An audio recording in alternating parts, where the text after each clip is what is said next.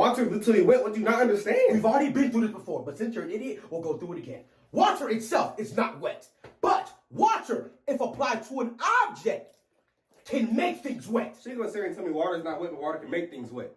That's exactly what I'm telling you, you goddamn It idiot. doesn't make no sense. It literally makes no sense. I'm not gonna lie, it doesn't make any sense at all. How will it not make sense? A liquid itself cannot be wet, but a liquid can make things wet. If my hand gets wet, the only reason why my hand got wet is because something that was wet touched my hand. For example, water. You see, you're trying to be so smart to the point that you sound like an idiot. Now I know why you only had 4 people in your high school classroom. At first I was kind of confused, but now I understand. Now I know why. You're trying to sound so smart to the point you sound like an idiot. So if water isn't wet, you're saying it's dry. Because if something isn't wet, that means it has to be dry. There's no in between. Exactly. You guys are literally idiots. I've already been over this. Water is not wet and water is not dry. It is literally just water. That's it. That's where you're completely wrong. Everything in the world has to be considered wet or dry. Water can't just be water and it can't just be in the middle. That doesn't make sense. Okay. If everything has to be considered wet or dry, then what are you? As of right now, I'm dry. Exactly. And if I throw this water in your face will be wet, but the water will not be. First of all, the water will be wet, and second of all, you wouldn't do that shit.